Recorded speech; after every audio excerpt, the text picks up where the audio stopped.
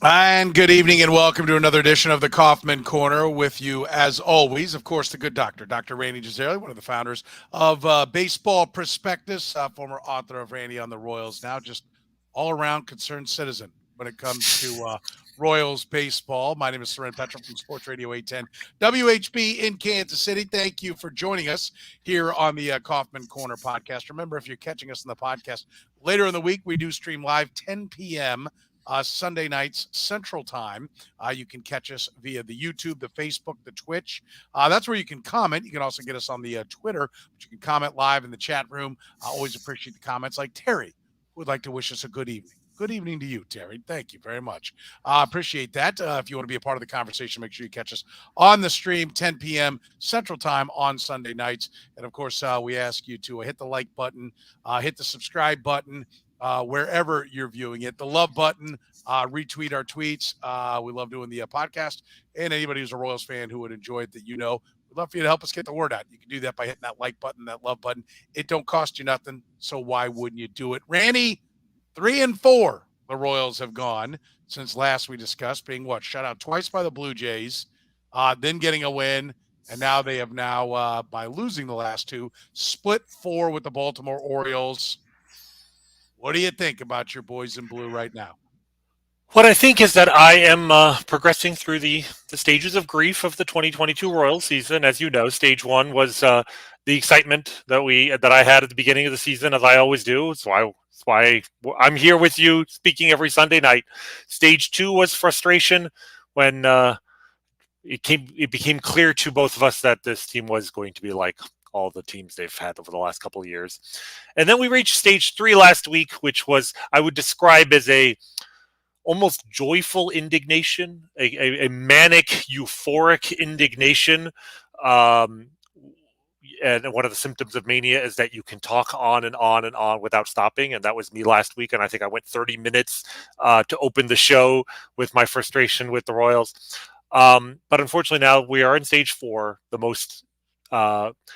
most concerning stage if you work for the Kansas City Royals, and that's apathy. Because I've reached the point where if the Royals aren't going to care about their performance on the field, I don't understand why I should. And you bring up the Royals went 3-4 this week. They scored 34 runs in 7 games. Their offense has been ticking upwards ever since, coincidentally, Terry Bradshaw was let go and the Royals hired Alex Zumwalt to be their hitting coach. The offense has not been the problem. 34 runs in 7 games is actually extremely impressive when you consider they were shut out on Monday and Tuesday by the Blue Jays. They scored all 34 of those runs in the last 5 games. They scored, I want to say it's 7 runs, 8 runs. I got the numbers here real quick. Yeah, 8, 7, 8, 4, and then 7 again today. And yet they lost 2 of those 5 games and 4-7 for the week because they can't pitch.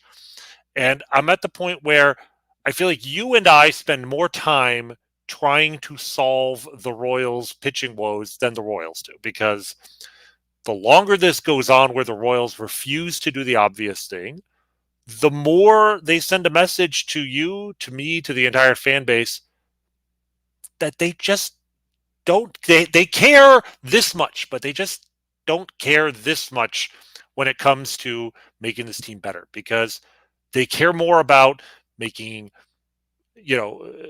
not upsetting people maybe in the organization. They care more about, defending their guys than they actually care about improving things. And if they're not going to care, why should we? So here's, and I hear where you're coming from on that, but let me try this one out. Would you offer up that it may not be a case of not caring as much as it's a case of, they disagree with you. They think he's the guy, right? I mean, you're talking about Cal Eldred mostly is the point about not caring, correct? Absolutely. Okay, so they think he's the guy. Is there any chance in your mind that are you more sold on Cal Eldred can't succeed as a pitching coach than you were?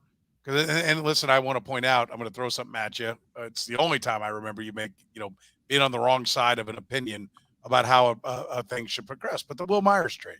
Sure. Is there any chance that, you know, you'll be like, holy cow, look at the way these guys came together? By that I mean, like, none of the young pitchers that we're seeing pitch now at the big league level, at least from a starter's perspective, really had much experience in the minor leagues, right? Like, from, Dayton Moore did say, hey, listen, if you want to fault somebody for, Daniel Lynch and BradySinger, fault me, because I'm the guy that pushed him up there too early. Do you give any shot that could possibly be the reality of what's going on here? Do I give any chance that I'm wrong? Of course I give a chance that I'm wrong. That's sort of the point, is that a part of being, I think, a good and fair analyst is always acknowledging the possibility that you're wrong, always re-examining the evidence that you may have something wrong. And what's so frustrating is I don't see that coming from the Royals. I don't see any self-examination. I don't see any self-awareness. I see excuses. I see reasons to avoid doing the obvious. And it's particularly funny because, again, they came to that conclusion on the hitting side with a hitting coach whose track record was not good, but frankly had much less track record of failure than they had on the pitching side. They made that move. It is paying off. They are hitting substantially better. We talked about it last week. We broke down the numbers, and again, they had a pretty good week. They're averaged almost 5 runs a game this week in a season where 5 runs a game is actually an outstanding offense. They've gotten positive feedback for a different decision, and yet they continue to refuse to evaluate what they might be doing wrong on the pitching side. And I sometimes wonder if the Royals are almost worried of making the move that's too obvious, because it couldn't possibly be the obvious thing. There must be something else that we're doing wrong. And then they keep pushing all these other buttons, and none of those other buttons are working. And it's like the big red button in the center is the button that you need to push. And it'd be one thing if we started saying this 2 weeks ago or 2 months ago, but we've been saying this for several years now, that the big button is there. You can push the big button, and they keep looking for every other button to push. You talk about, yes, the pitchers came to the majors without a ton of minor league track record. Yeah, that's true. But for one thing, really good prospects tend to spend less time in the minor leagues. And these guys performed in the minor leagues. I mean, maybe they weren't dominant, but they were effective, and they didn't deteriorate much as they moved through the minors. BradySinger pitched almost as well in Double-A as he did in A-ball, and Kris Bubic. Bubic went straight from A-ball to the majors, but Kris Bubic was successful in the major leagues in his first season. But the other thing, of course, is if you combine their minor and major league track record, now we're talking about guys. There are 4 years of professional experience, and they are regressing. I mean, we talk about Brad Keller.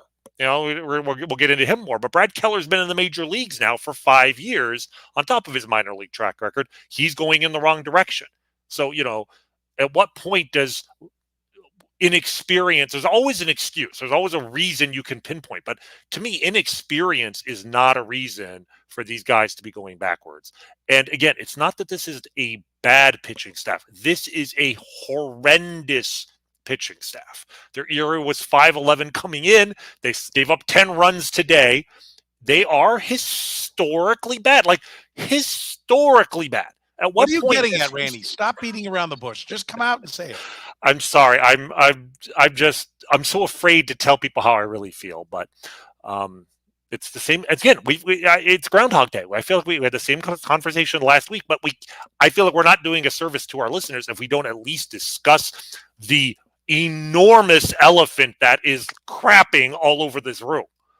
Yeah, it is. And listen, nothing has changed. I had a conversation with J.J. Piccolo on the radio today, this week, on Thursday, I think it was. Thursday, because I was up at Worth, to our friends up at Worth Harley-Davidson.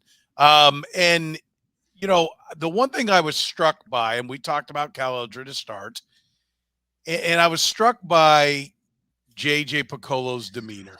He did not strike me as a man who was drowning. He did not strike me as a man who was panicking. He didn't strike me as a man who was trying to sell me. maybe a little bit on that. Maybe there was a little bit of salesmanship. I'll stop short of that, but definitely not a guy who was like, the walls are closing in. And so I think that's of note. And he, he cited Cal Eldred helping, with BradySinger's fastball and finding the shape of it.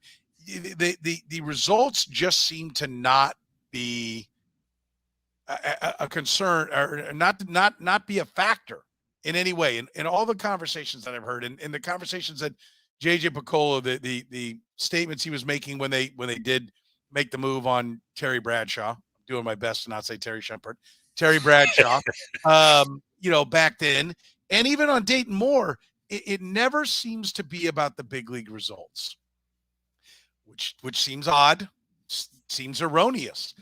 I always try to come at this after, almost 30 years in this business of saying, all right, listen, these are bright guys, right? They're not morons. What could I possibly be missing here that fuels them? And I'll be frank, there's not much. I mean, there's not much on the pitching side of things, but I would offer, is there any reason to say they came into this year going, we're going to fire the young guys every time we need, if Greinke goes down, if Keller's a problem, we're going to plug in the young guys and we're just going to live with it regardless. And it's tough love year, and they're going to learn by, an indoctrination by fire. And we're going to let him take some lumps and take some beatings. Brad Keller's a whole different entity. Put him off to the side. He's more in the Greinke category than he is the young guy category.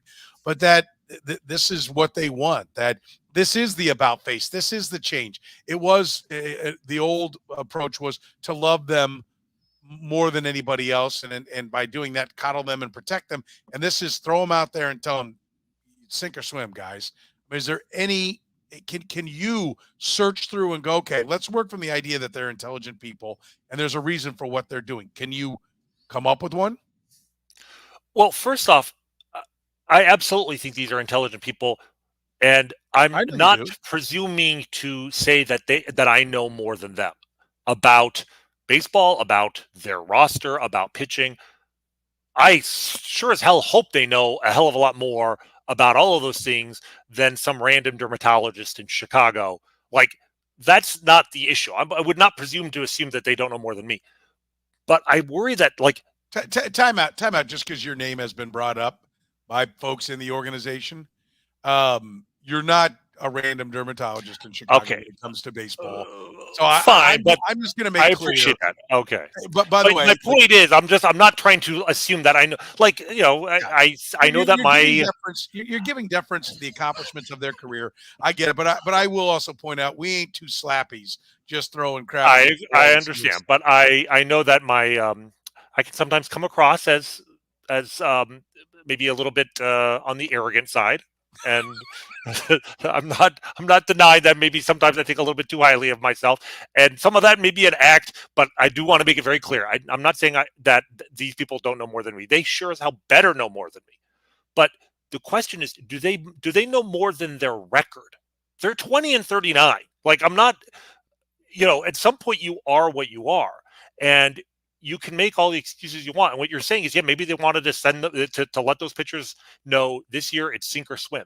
But if you're going to throw the guys out there and say sink or swim, don't you think you should give them some quality life vests to, like, keep them afloat? Maybe send them out there with a captain of a little tugboat that can pull them in from the water when they're about to drown. Like, you want to give people the tools and resources to succeed. And the most important resource is the guy in the dugout who's their pitching coach. And, it's not working. Like, I'm not, even if, you I don't even know how to say it anymore. Like, I'm running out of ways to say that there is no evidence that Cal Eldred is good at his job. It's not simply that, he's bad, but show me the success story. 4 weeks ago, not even almost 4 weeks ago, Dayton Moore gave a quote that may go down as one of his more infamous ones. If you're going to blame Cal Eldred for Bubic and Singer, you better give him praise for Daniel Lynch. Okay, what's Daniel Lynch doing this year now after his most recent outing? All right, he's got a 5.50 ERA. And you know what? Daniel Lynch isn't that bad a pitcher. He's a good pitcher, but he has a 5.50 ERA. You know what happened on Saturday? He was having what looked to be an excellent outing. The Royals were on their way to winning their fourth game in a row for the first time this season against the lowly Baltimore Orioles. And they were up, I think it was 3-1 in the sixth inning, 2 on, 1 out. What happened? Do you want to guess what happened? Against the Orioles on Saturday. 3-1 in the sixth inning. The Royals were leading, 2 on, 1 out. I'll tell you what happened. I'll save the suspense. Well, no, of course. But what happened before? Cal Eldred visited the mound. All right. And at this point, if you are a pitcher on the Kansas City Royals, the sight of your pitching coach coming out to the mound, just based on the results this year, it's like watching whatever horror character you grew up with. For you and me, it might have been Michael Myers or Freddy Krueger. Right. Now the kids, now it's Vecna. Like, that's the level of horror you should be having when you see that man come out to the mound, because the sense of impending doom comes over the crowd for sure, if not the pitcher. First batter after Cal Eldred goes back to the dugout, 3-run home run. Orioles take the lead. They don't relinquish. Royals lose. They lose again today. What looked like a chance for a modest winning streak and maybe to change the narrative of this team a little bit, lost. The Royals give up 10 runs today. It's like, again, what does he do well? What does Cal Eldred do well? By the way, I want to throw some love to John. John remembered right off. Oh yeah, mound visit. Yeah, out comes Cal Eldred. Look, and by the way, I want to go back to your point about when Dayton Moore said, "Well, then you got to give him credit for Daniel Lynch." At that time, it was May 16th that they decided to fire him. Lynch had thrown the night before, went 5 1/3, 3 hits, no runs, 4 walks, and 4 strikeouts. Mm-hmm. He had lowered his ERA to 3.3. His Mm-hmm. fielding independent pitching, however, was a 4.44. Which, when those numbers are way out of whack, it speaks to the fact that it's kind of like batting average on balls in play. If you've got a super high batting average on balls in play, you're probably getting a little bit lucky, right? Some bloopers are finding holes and grounders are making their way through the infield. You're not necessarily just stinging the ball. And it came, and the statement came after the time before he went 3 2/3, 4 hits, 3 runs, 2 earned, 4 walks, 5 strikeouts. So that statement was uttered after over 2 outings. He had thrown 9 innings with 8 walks and 9 strikeouts. Like, that is kind of saying, listen, this is not really going that great. Yet he hung the name out there with Daniel Lynch that's where this is, exactly. Hey. I mean, they were taking credit for somebody who wasn't even pitching that well. Right. And since then, 5 starts, 24 innings, 22 runs allowed, an 8.25 ERA, and less than 5 innings a start from Daniel Lynch since those comments were made. And that's the thing. It's, they're so desperate to defend this guy that, like, they're trying to take credit for successes that aren't even there. If the best thing you can say about Cal Eldred is Daniel Lynch, that's an indictment of Cal Eldred. Like, you give me an actual success story. I'll tell you my success story. The success story is Jakob Junis, but the success story is the San Francisco Giants, not Cal Eldred.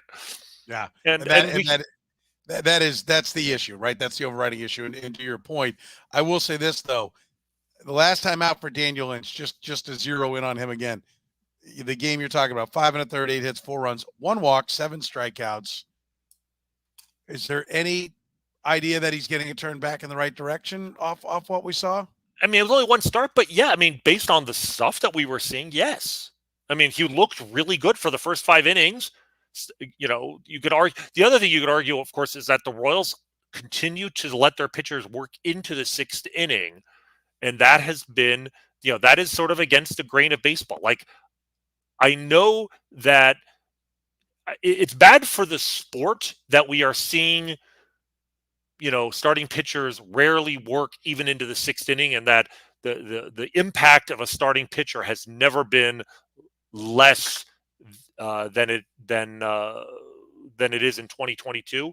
I would love the sport to have the dynamic where a starting pitcher goes 6 to 7 innings at least, and who starts in any given day has an impact on the narrative of that game.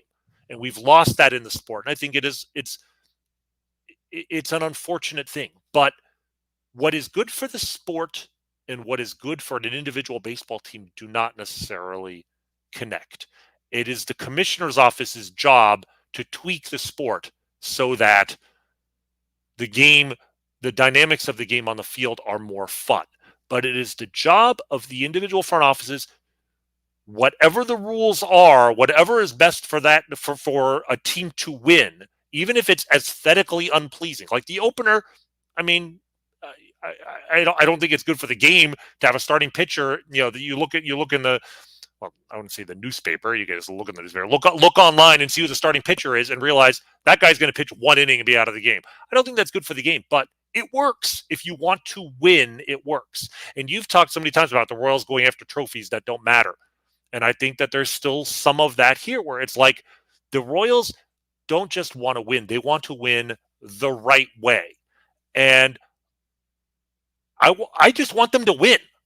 And that's, I think, maybe the difference between me and them is I just want to win. And baseball is not a morality play. And it's not good for the sport if teams necessarily are doing, things to maximize their chances of winning. But there's a difference between doing right by the players, for instance. Like for example, I'm completely on board with the Royals starting Bobby Witt in the major leagues, even though from a franchise perspective, letting him get to free agency a year earlier might be hurtful. Treating people well, that is not something I would ever fault them for. This has nothing to do with treating people. We're simply talking about the way you treat the sport. And if the game is 5% more boring, but you're going to win 5% more games, you win 5% more games. You leave it to the commissioner's office to tweak the sport to make it more aesthetically pleasing. And I will continuing to leave these guys out there in the 6th inning, Brad Keller in the 6th inning historically has been terrible. Like you've got to move with the times. 5 and dive is fine if it means keeping yourself in the game. Yeah, no doubt. And I will point out that, Chris Bryant was the poster child and really the inspiration for changing the rules that are there about service time. And while the Cubs trampled on that, they won a championship with Chris Bryant. So treating him, and I would think he'll forever be known as the guy that changed how the service time part works. They won a championship en route to having him. It wasn't like he was so distraught and so hurt that you couldn't win with the guy, right? So I think that is of note. From the pitching standpoint, I mean, Jonathan Heasley's name got brought up. Somebody in the chat room brought up Jonathan Heasley and where he's at. Jonathan Heasley, last time out, 7 innings, 1 hit, no runs, no walks, 7 Ks. Yeah, one of the best starts of the season, maybe the best start. That's counter. It's counter to what certainly Sam McDowell wrote about earlier this week and what I brought up to JJ Picola. And Sam very well laid it out in the Kansas City Star that, look, the guys come up immediately. Their first outing, a 0.5 ERA. The second outing, 3.3. Still good, but way up. After that, it's like almost a 6. Like the more time you're around Cal Eldred, the worse it gets. Jonathan Heasley bucked that trend. Is there any reason to believe that it's now coming together? Is there any reason to believe in John Heasley? Yes. I think John Heasley talent. I think the single best thing you can say about this organization right now is that over the last 4 years, since the 2017 draft, right, since the year they took Prado and Melendez, after, something like a 6 to 7 year stretch of really bad drafting, I think that they have done at least an average job in every one of these drafts, and they have acquired a ton of talent. John Heasley was a 13th round pick who had an ERA of like over 5 at Oklahoma State. But was one of those guys like, we in college, everyone's like, I don't know why this guy's not getting good results. He's got good stuff. And the Royals took him.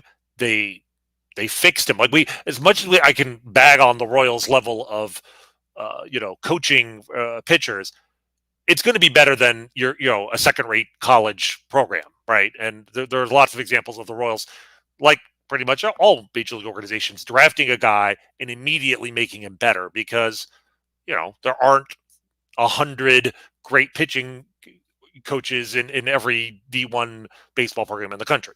And they've turned John Heasley into, I think, a really interesting asset, a guy who could be a solid number 4 starter in the major leagues. And if not, he could be a really good reliever. And you're going to let the guy start until he proves he can't. And that start opened a lot of eyes because he was throwing 3 pitches for strikes. He was changing eye levels, working the fastball up, working his breaking stuff down. So I believe in John Heasley as a valuable asset. Are you saying that the coaching staff is turning things around? I'm going to need to see a lot more than one good start, because Daniel Lynch had one good start and they were doing a victory lap for it. And they're probably regretting that now. And I'm saying, look at the totality of the data. I don't want to cherry pick data because I don't need to.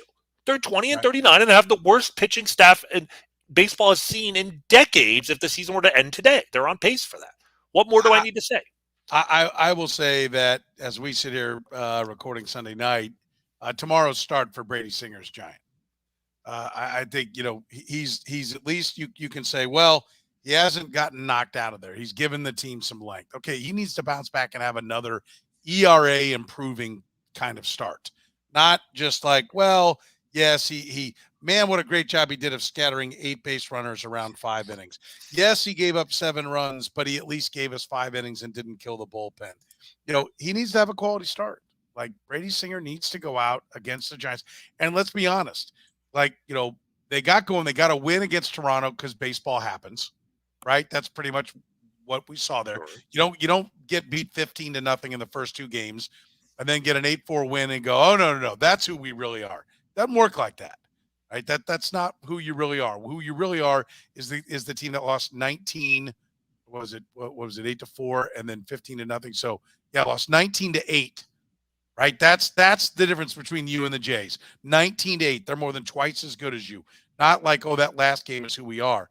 You split it up with the Orioles. That's great. They're better than you in the standings, but still not a good baseball team, right? So congratulations.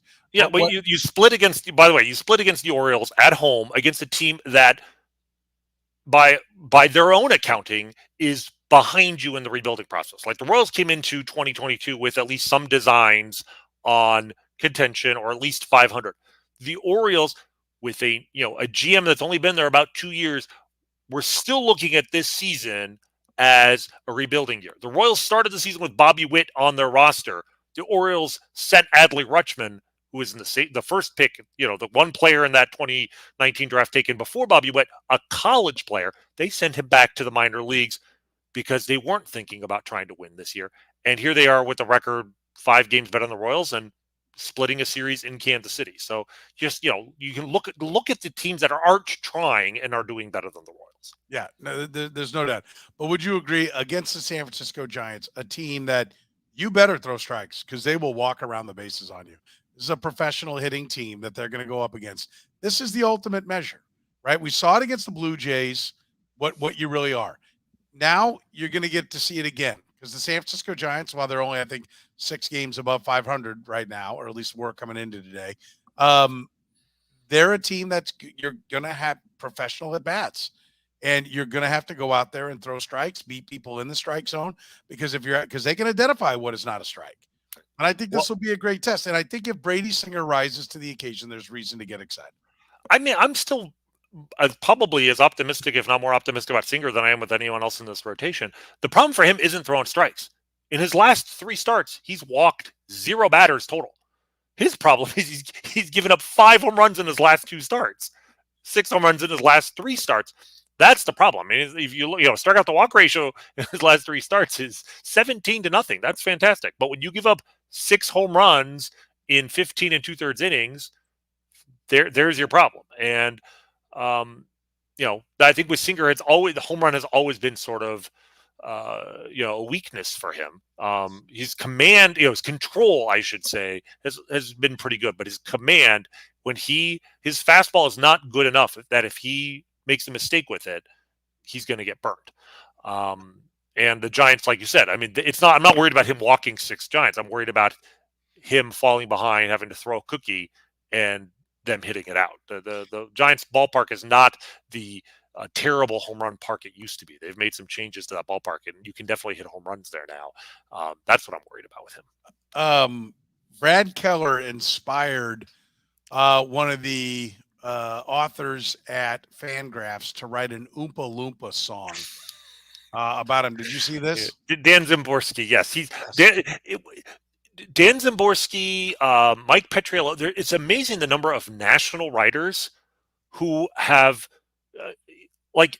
you don't need to, if you're wondering why Cal Eldred is still around, you don't have to listen to me. Look at the national writers who are just exasperated by the Royals' decision to keep Cal Eldred around, by their decision to not promote Vinny Pasquantino.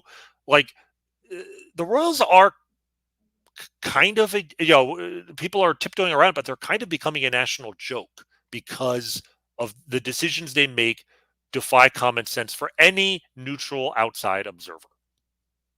Did you want to read the poem?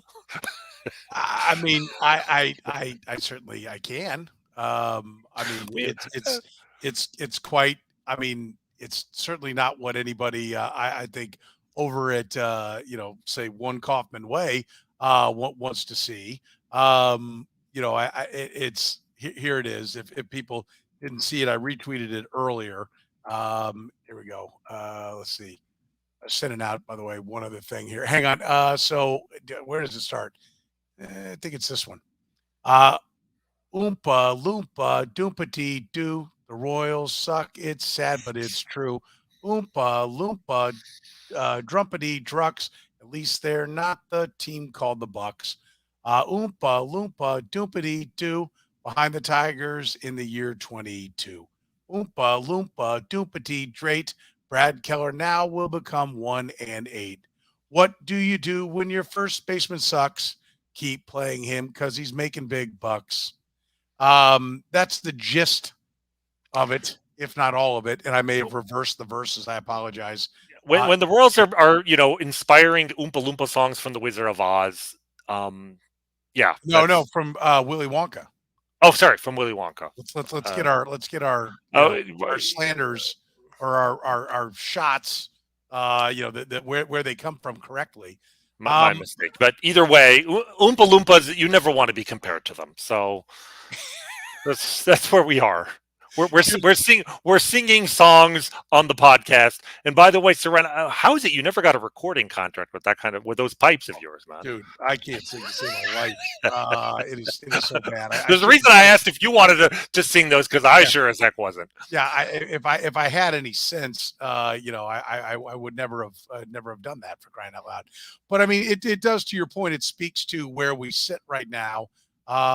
Nationally.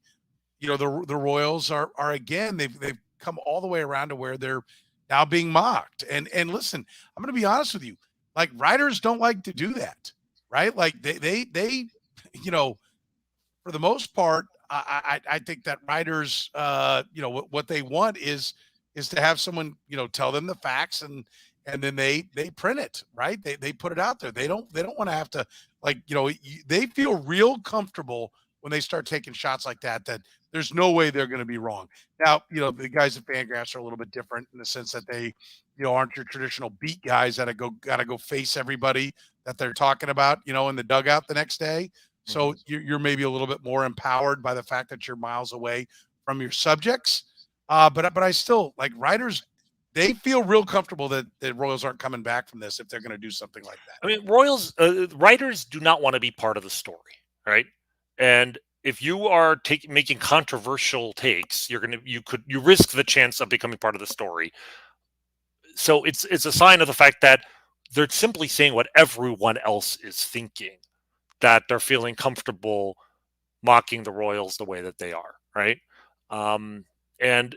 Because if they become a story, it's only because the Royals make them a story. And frankly, if the Royals want to draw more attention to their record, to their lack of success, that doesn't benefit them at all. It only benefits the people who want to talk about it, which is Brad Keller. I called it the Keller Coaster, as there are moments that he looks absolutely fantastic and inspires people, like at Fangraphs. I remember it was like spring training. It wasn't 20 before the pandemic. It was probably like 2018 where somebody did where they do the overlays, of all Mhm. the pitches, and it was a story about tunneling and how every one of his pitches, they were showing the arm action that it was exactly the same, showing the deception, and then all the every ball, it was like 8 overlays, and every ball would then take off, and you'd see, hitting every spot in the zone, and how the arm action was the same. And now look at this, and they were pretty much forecasting that Brad Keller was going to be one of the best young pitchers in baseball for the near future. We've seen moments like that. We have not seen consistency. And right now he seems hopelessly lost. Like at this point, if you're the Royals, what do you do with Brad Keller? He had success as a reliever. Do you put him back there? Do you try to trade him? You almost can't trade him because you're going to get 20 cents on the dollar of what his upside is. And I have no doubt, you being the Royals, think that he can still reach that upside. Yet nobody would possibly pay for the upside price on Brad Keller. I mean, it appears that the future is a Jakob Junis like end to his time in Kansas City. Don't know that there'll be a Jakob Junis like rebirth with another franchise, but that absolutely seems where we're going. We've talked through Eldred, so they're not doing anything with him.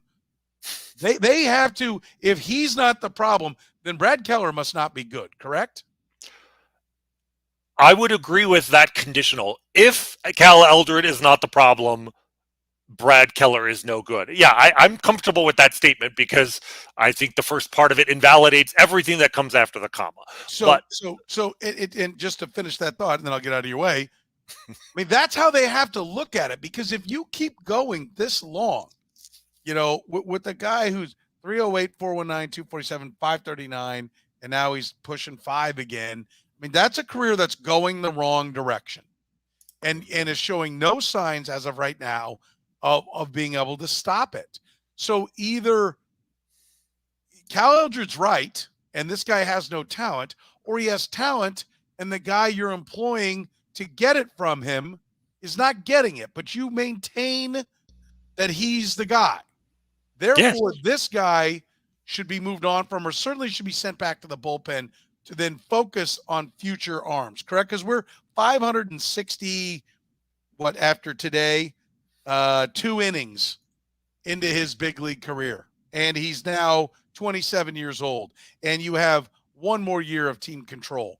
You better find a place where he can be productive. Yeah, yes, you've hit the nail exactly on the head. If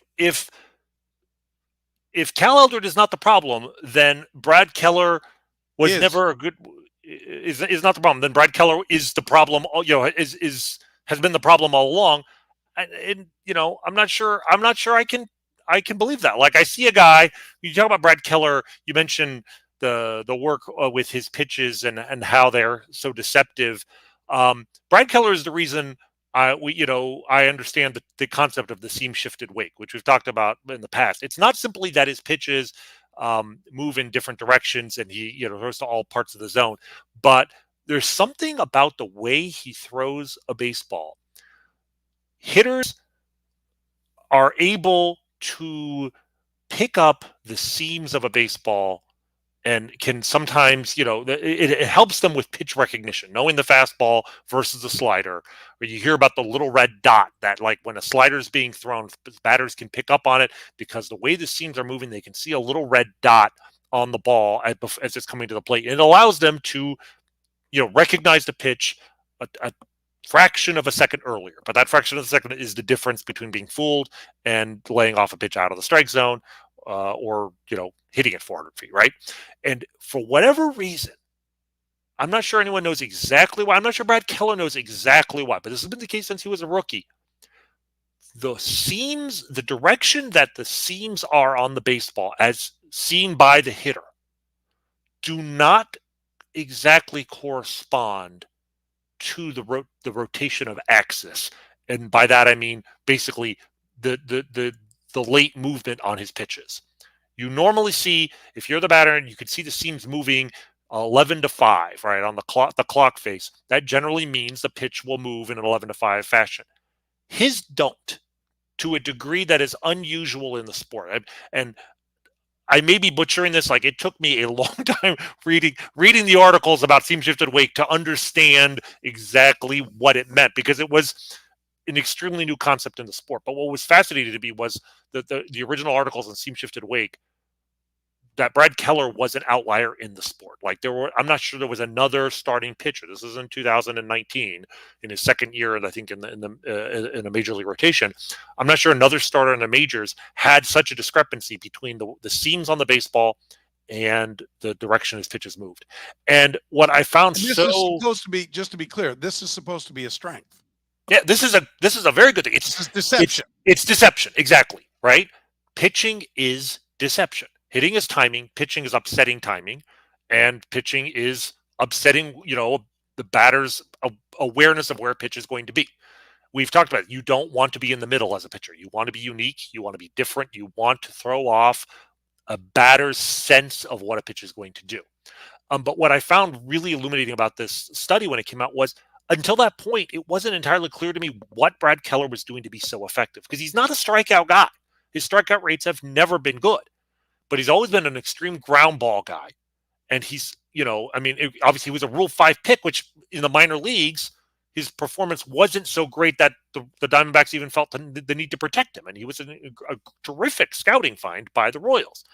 And I think so much of it, I'm not sure if the Royals themselves knew this aspect of the seam shifted wake, but this idea that this pitcher's stuff played up much better than it looked on paper, right? Or even looked on a simple stat cast of just like velocity and spin, because this is more than just velocity and spin. This is deception to the hitter, which is something much you can't just pick up with a radar gun. So to me, Brad Keller is a guy who probably more than most would benefit from an elite pitching coach who really understood what made him so successful.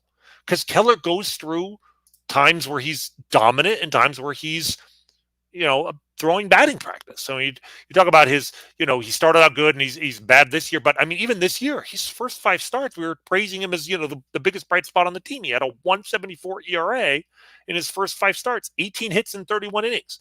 Even then, he only had 19 strikeouts in 31 innings. I mean, his BABIP was 186. So clearly it wasn't sustainable. But since then,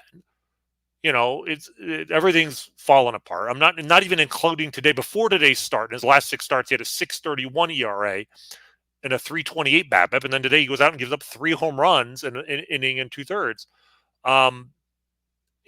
This you call it the Keller Coaster, and yeah, it goes up and down. And I think so much of it is because what makes him successful is this almost ephemeral quality that is hard for even him to understand. It's not so much the quality of his stuff as this slight bit of deception that makes the batter think the pitch is going to be 1 inch farther away than it actually is.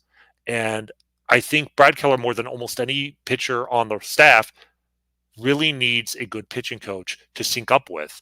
And the fact that he has been so inconsistent, and the fact that you said in his 5th season in the major leagues, the Royals love to tell us that guys need development time. I mean, he's going to be a free agent in 18 months. How much more development time do you have? You don't. And so the fact that he is so inconsistent is, yes, another example of why the Royals need someone who understands what makes him successful and can work with him on that. Let's talk some hitting. I know you've wanted to get to Michael A. Taylor for quite some time as to which should, by the way, as we peek over the horizon and see the trade deadline, the way he's hitting should make him even more attractive to other teams. The Royals have him on a 2-year contract this year and next. This should be one of the more targeted guys if anybody needs a center fielder or a 4th outfielder, because he is getting on base at a higher clip and seems to have really done something that doesn't usually happen at this point in your career, made himself much better in the batter box. Yeah, absolutely. I tweeted this out a couple of days. I went through his data, and he's been on our list to talk about several times, and we just haven't gotten to him. So I'm glad we're finally talking to him. He had a really good week in terms of what he did when he made contact. But even before this week, the underlying data, the walks and the strikeouts, were such an outlier that I'm glad to see him having success this week. And he hit a home run today, and I think he hit a home run yesterday.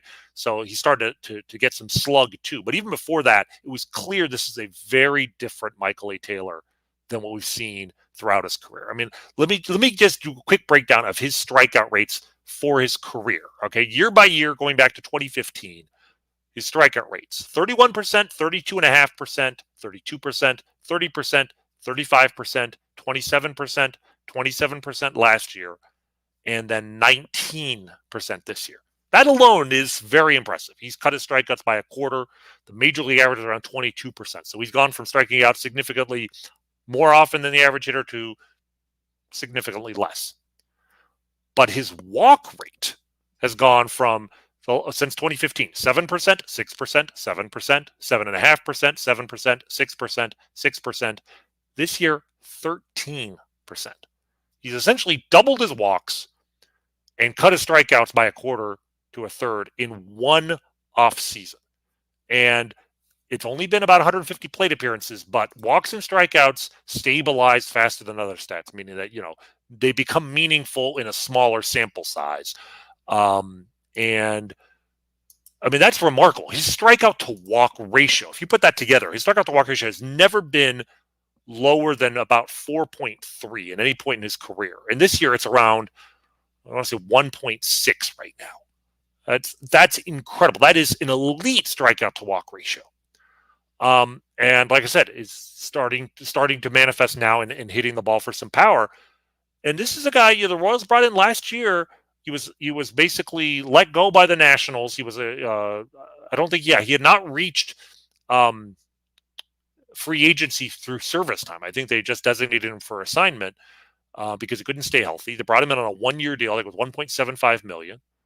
And he didn't hit very well last year. He had a 244 batting average, 297 on base, 356 slugging, but was still a very valuable player because he is a genuinely elite defensive center fielder. I mean, won the Gold Glove last year, was a plus 19 defender by by defensive runs saved.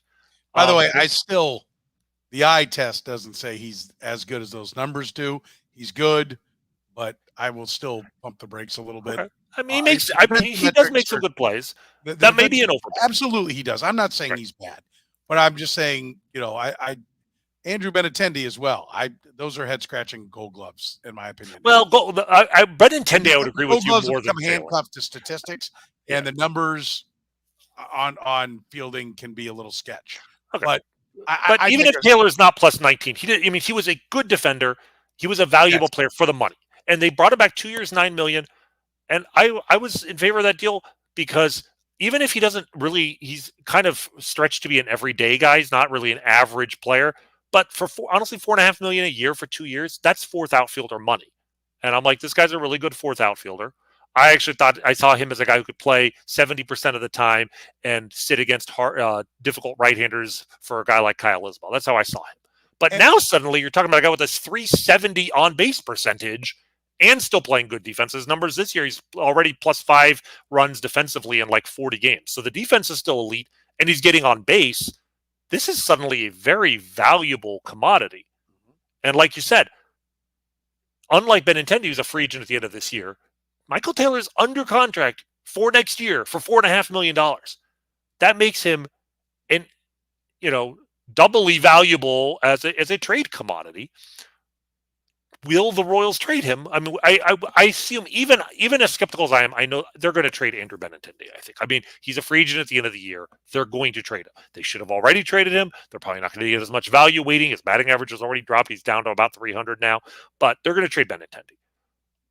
They should, if you brought in a new front office that looked at this team with a critical eye and understood we're not going to win in 2022 and we're almost certainly not going to win in 2023, the rational common sense thing to do is trade the guys who are not going to be under contract after 2023, who have value now. And Michael Taylor is a very valuable commodity for the contract he has and the skills he brings to a team now. And the reality is, if you believed in Zumwalt and you're hitting people, you would absolutely be marketing him. You would be engineering a deal for him because you would know that you have the people in your organization that can take guys that have been broken elsewhere and fix them at your place. This is a tremendous success story. This is an organization that has acquired a resource, enhanced it, and can now sell it. This is signing for $1 million, the really talented, raw 18-year-old player like we see the MLS has started to do the Atlanta franchise, going and getting a guy out of Central America, playing him for 2 years in the MLS, and then selling him for $14 million to the Premier League. That's what this should be. That's how this should be viewed. We have taken this clay, we have molded it, we're going to sell it for more, and we're going to get back prospects, talented prospects on down the road that are going to help this franchise. That's absolutely what should be done. But instead, I would bet a lot of money that he will play both years of that contract in a Kansas City Royal uniform, which is the absolute worst thing that could possibly happen. One, it means either you failed in building him into a player that somebody else wanted, and or two, you can't find anybody to push him out at center field that's younger for the future. And then three, you're no further along now at center field at the end of his 2 years or 3 years at that point than you were before. That is what is so frustrating. That's why being transactional is something that the Royals have no choice. If they're ever going to compete, they have to be more transactional. And it should start with Michael A. Taylor, not waving the Michael A. Taylor flag of look at our success story. Right. He needs to be sent, packing, sold right now, sell high. And who knows? Because I will tell you that if you could get a GM on the hook for him right now that buys into, okay, he's doing it differently, he's going to continue to put these numbers up, great, because I would never pay for those numbers. I would assume it's luck. I would assume that, yeah, he's probably doing a couple of things a little bit different, but the back of his baseball card is the back of his baseball card, and some 2,500 plate appearances into it, he's not going to suddenly be somebody different. That's how remarkable what he's doing is, because he should just return back to a regression back to the means. And if Zumwalt and the Royals hitting people have gotten to the point where they can actually, quote unquote, fix people, improve them, that's an unbelievable commodity, because you can take, guys off the scrap heap from elsewhere and make them productive players and finish off your ball club. But in the meantime, you have to go get more bricks. He's a mortar guy. He needs to be traded to find a future brick. And unfortunately, I don't think this franchise will look at him that way. Yeah, I agree with you, and I think what they've done with him, if it is a true improvement, is one of the things the Royals do best right now, which is they do have a new offensive philosophy, a new hitting philosophy that we've seen pay dividends at the minor league level, and if that's what happened here, great. But like you said, instead of luxuriating in that success on a team that's otherwise not going anywhere, actually use that to build for the future.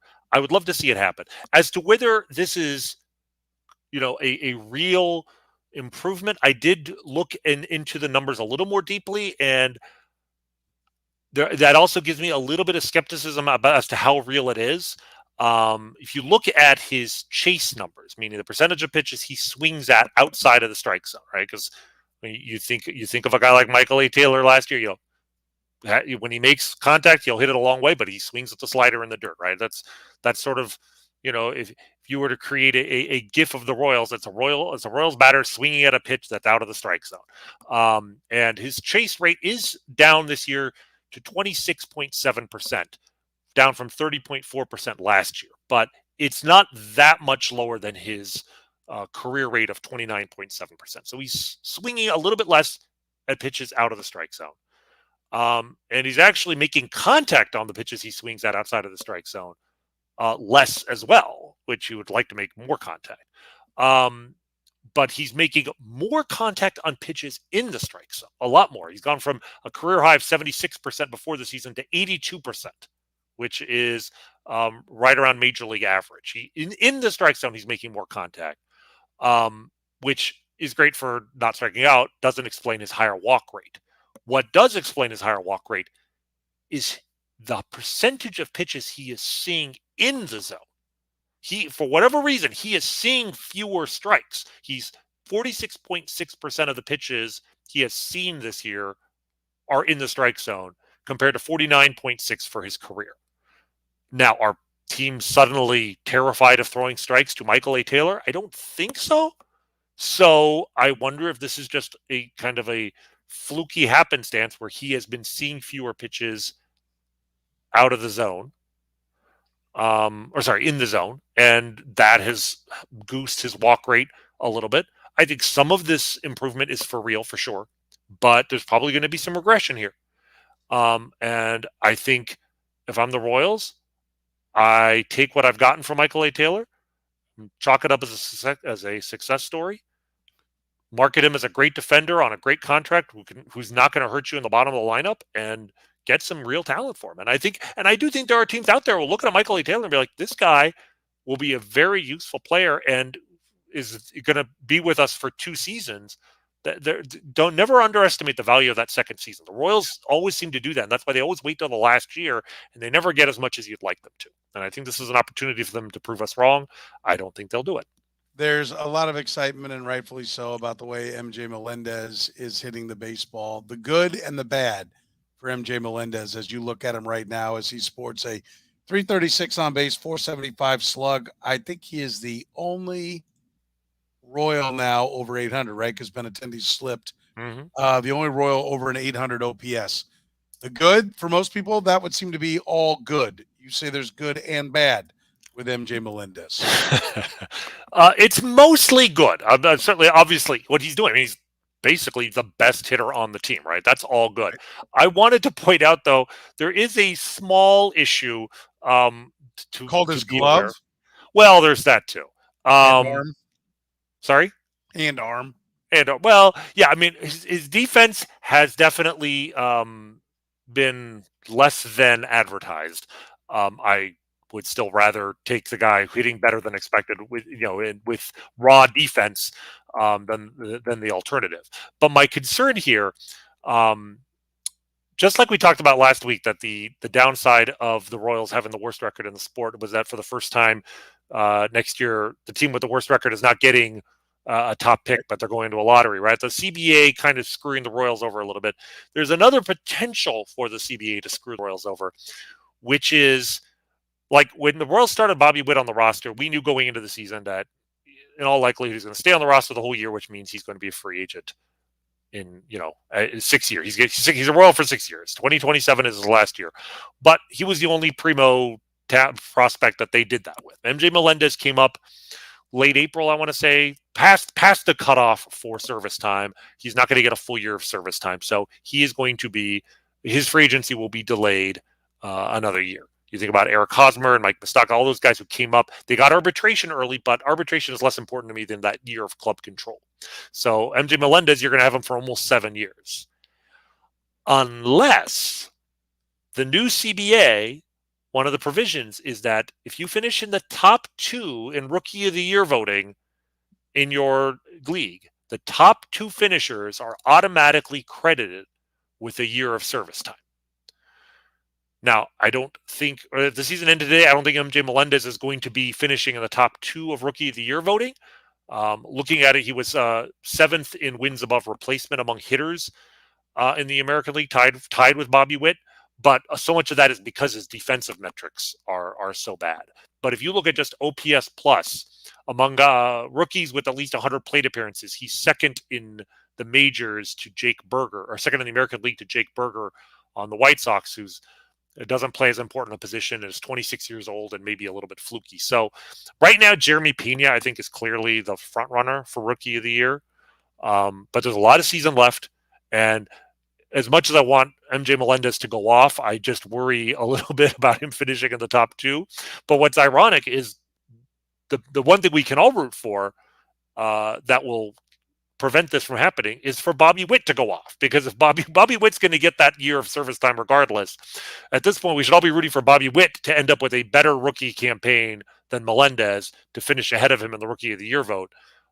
Because, again, the better the season M.J. Melendez has, the more likely you are to not have him for that extra year. Can we point out, like, you're supposed to be in the get-it-right business. You are in the get-it-right business when you're in the big leagues. But M.J. Melendez had 100 more points of OPS last year. He's a year and change older. In fact, he's going to turn 24 in November. Bobby Witt Jr. will turn 22 in 2 days. Mm-hmm. So he's a year and a half older, year and 9 months older than Bobby Witt Jr. Why wasn't M.J. Melendez on this roster? Like, why wasn't the configuration of this roster such that M.J. Melendez broke camp with this team? He had hit better last year. He's older. Matt Derrick, I'll give credit to Matt Derrick, who writes for Chiefs Digest, who was on Sunday Sound Off with me moments ago through the miracle of I don't know how, but I'm broadcasting two things at once. You guys figured out there at home. But Matt Derrick, there was a Royals question tonight, Sunday night, as if you catch us on the podcast as we record this, about Vinny Pasquantino, and he's like, listen, if you're a first round pick, you'll be brought up in a quick amount of time, and if you're maybe you're not even ready, but if you're a later round guy, you're going to toil forever down there. And M.J. Melendez isn't a late round guy. He's not Pasquantino. Down in 9, 10, 11 range. He's second round pick. But like they're really, I mean, as we watch this, he's the better hitter now. He was the better hitter last year. On the list of my concerns with the Royals, that's not high on the list. For one thing, yeah, it's not high on the list in this one because they're both here now and they're not winning, and so it's not costing. Well, and I mean, at the beginning of the year, it's like, okay, but for me, one of the issues I've had with him all along is where does he play, in the sense that if he's a catcher, his value is in catching, and if he's, and my point is, you have Salvador Perez, so he's not going to catch, but you want him to develop as a catcher. He has more value there. Like, to me, the issue has always been that the Royals have had at least a year since he became an elite prospect to prepare for the eventuality that they have two above average major league catchers in their organization who should both be starting at catcher 80% of the time for a major league team. And they can't provide that opportunity. And I just feel like it's almost like snuck up on them. What do we do? Oh my God, we have Salvador Perez and M.J. Melendez. How do we handle this? And now they're playing him in right field. And, right. The lack of preparation for something. And again, it comes down to the obvious move is you make a blockbuster prospect trade. There's nothing wrong with that. Teams will make trades all the time when they have an excess of talent somewhere. And it may work out for the best for the Royals that they did not. And M.J. Melendez may have the bat to be an everyday right fielder. And maybe that's where he ends up if he can't improve his catching defense. I don't know. But if that happens, it's despite the Royals' plans for him, not because of them. That was never the plan. And I just don't understand why the Royals seem to be caught off guard sometimes even by their own players' success. Like, you have to prepare for these guys to be successful and have a plan for them. And I still don't understand. I mean, the only reason M.J. Melendez is in the major leagues is because Cam Gallagher got hurt. Cam Gallagher is going to be ready to come back any day now. I don't even know if I think he might have too much service time for them to be option him down. And frankly, Cam Gallagher is a quality backup catcher. If you look at his career numbers, he is actually a quality backup catcher who has some value to some team out there. But okay, maybe you trade him. But at some point in the next couple of days, either they're going to have 3 catchers on the roster, or they're going to send Cam Gallagher down to AAA, or they're going to have to make a panic trade because they can't option him to AAA. Or I refuse to even acknowledge the possibility, or they send M.J. Melendez down because Cam Gallagher has to come back. I can't imagine that would be the case. If M.J. Melendez gets sent down, I honestly think that, like, it's pick Vegas. Yeah, the A's are just using you. But there may be, I don't think, if you send M.J. Melendez down, no stadium vote will ever pass in this city. I mean, I agree. It would be unbelievably irrational. But for a team that is employing Cal Eldred and refusing to employ Vinny Pasquantino, agreed. I can't rule anything out with this team. I do want to point out Vinny Pasquantino was pinch hit for in the Storm Chasers game today. They were up 10-0 and maybe nothing. The Omaha Storm Chasers sent out a kind of a cryptic tweet around 8:00 this evening. I think it was something to the effect of, retweet this if Vinny Pasquantino is good at baseball. Could just be support for their best player. Could it be that they know something we don't, and that Vinny might be in Kansas City or I guess in San Francisco tomorrow? Possible. Right. But at this point, like I said, I've learned to expect the irrational, and I don't know what their plan is for Melendez. I want to highlight this from Watershaz. A lot of catchers have changed positions. Dale Murphy, Mike Sweeney are a couple off the bat. Yeah, and I'll add Craig Biggio and Todd Zeal. And here ended the lesson. Okay? It's not a lot because you can name 2 in the history of the sport, and I can name 2 more. Is not a lot. I agree. I mean, there are a lot of guys who moved in the minor leagues. I mean, Carlos Delgado was a catcher in the minor leagues. Bryce Carlos Harper was Santana drafted as a moved. catcher. Right. And the point is, you can do it if you're an elite hitter. And the thing I'll say about M.J.Melendez is he might be that guy. I mean, I've been somewhat shocked at some of the swings that he has put on balls that have left the yard. Like, that is some impressive bat control. The guy does not strike out a ton for a guy with that much power. Like, if he can catch, that's a superstar level talent to be that good a hitter and be able to play a key defensive position. I was skeptical coming into the season that he could move to another position and still provide value. And I'm starting to change my tune. He might be able to be an above average hitter for right field or left field, which, if so, wonderful. Or third base. I mean, they've tried him at third base. And, if Emmanuel Rivera is not going to work out at third base and they want to keep Bobby Witt at shortstop, that's something that they should consider. But again, what is the plan here? They started him in right field after he had made four appearances in right field as a professional in the minor leagues. And there he is in Kansas City. If you think he can play right field, great. But why is it you had to wait until this season to be like, oh, that's right, we have a catcher already? Like, where was the planning for this a year ago?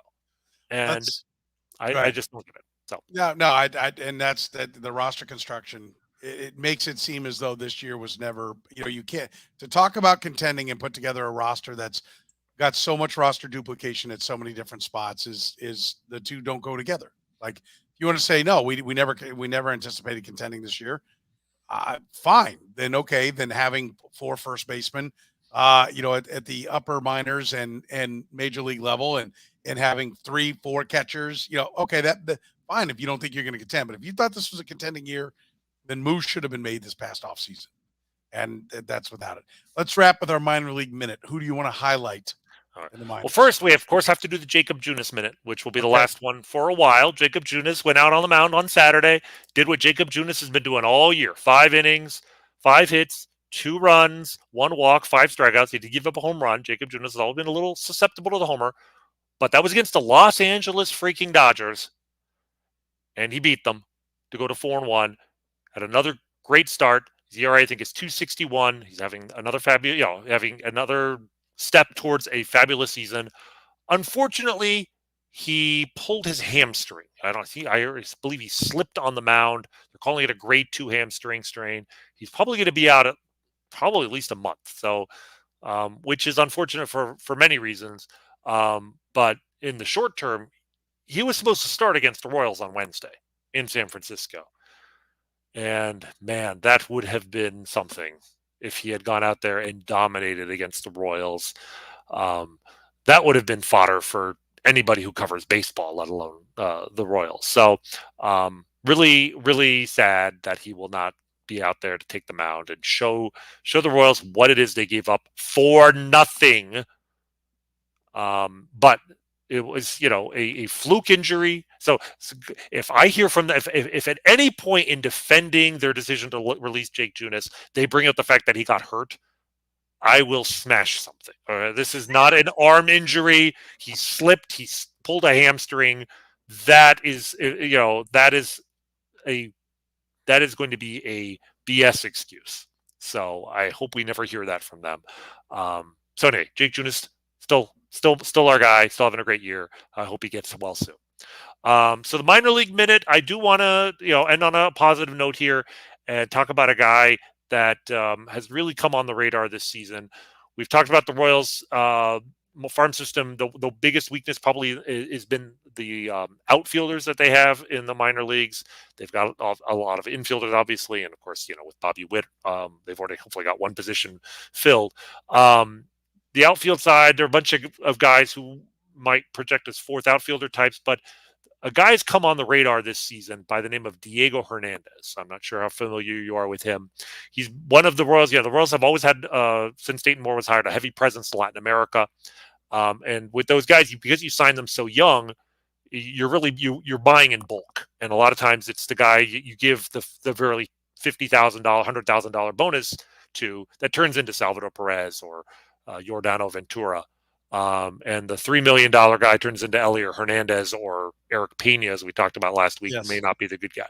So the goal really, you throw a bunch of stuff at the wall and see what sticks. And Diego Hernandez may be the guy that sticks. He debuted in the Dominican Summer League when he was 17, hit 325 in 10 games. Doesn't really mean much, but he was 17. Came stateside as an 18-year-old, hit 283. Not a lot of walks, not a lot of power, but 18 years old, handled the bat well. Then the pandemic hit. Last year, at age 20, he was promoted to full season ball, which is a big jump. Hit 274 with a 355 on base percentage, stole 34 bases. But again, no power, not a lot there.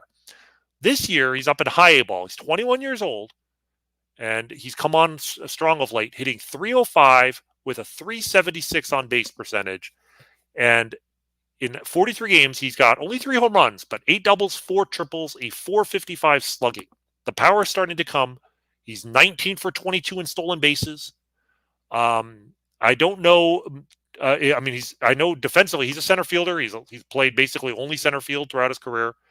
Do not have reports on his throwing arm. He does have 5 assists in 41 games, which may mean nothing, but that's a pretty impressive ratio right there. And he's, again, only 21 years old. The fact that the power is coming now and the power comes late, this is an interesting guy who might be, I don't want to say Gerard Dyson type. That's a little more extreme in terms of speed, but average, maybe an Ender Inciarte, if you remember him with the Braves, a guy I liked for the Royals for a while, a guy who doesn't hit for power, but hits for average, plays defense, runs well, gets on base. Maybe could be the solution in center field in a post-Michael A. Taylor world in 2 years. Because we know the Royals won't trade Michael A. Taylor till then. Yeah. Yes, we know that. Listen, I welcome anyone who can possibly play center field, because I don't understand how a team that just bases everything they do on tools isn't just flush with center fielders. And they're not. They're a barren wasteland. They've never been. They had to go get Lorenzo Cain from the Brewers to finish off their last World Series team. So I'm always stunned by it.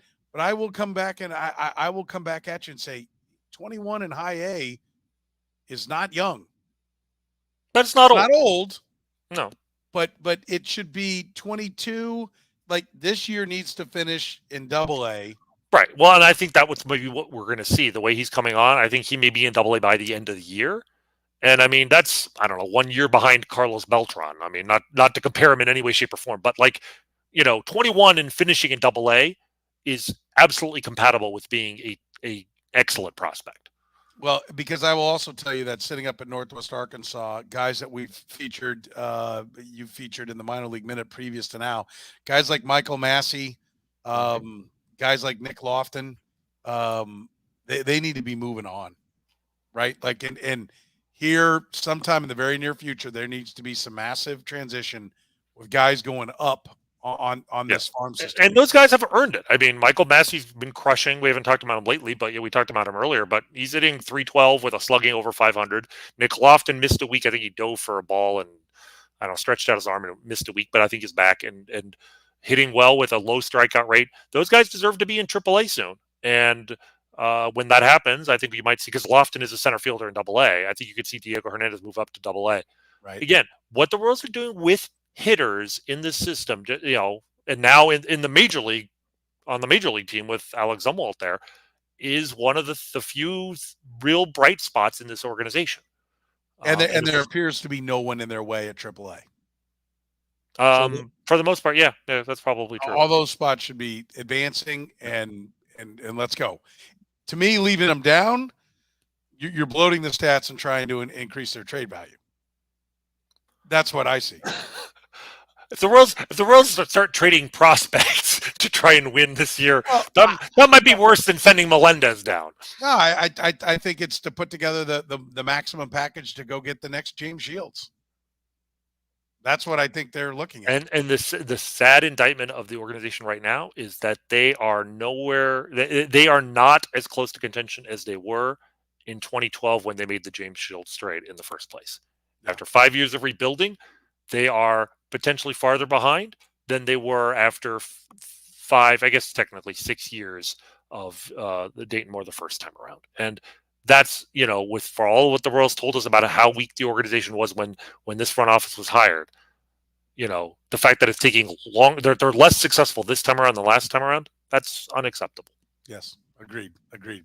All right, that's going to do it for the good doctor, Dr. Rany Jazayerli. I am Soren Petro. You can catch me at Sports Radio 810 WHB. Catch Rany on the Twitter at Jazayerli, Jazayerli. I'm at Soren Petro, SORENPETRO.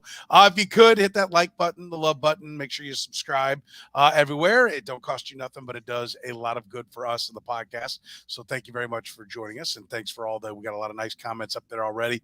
Thanks for everybody joining us in the chat room. If you are listening to us via the podcast, remember, you can chat it up when we stream live 10 p.m. on Sundays, 10 p.m. Central on Sundays in YouTube, in Facebook, and in the Twitch. So for Rany Jazayerli, I'm Soren Petro saying thank you very much for joining us here at Kaufman Corner.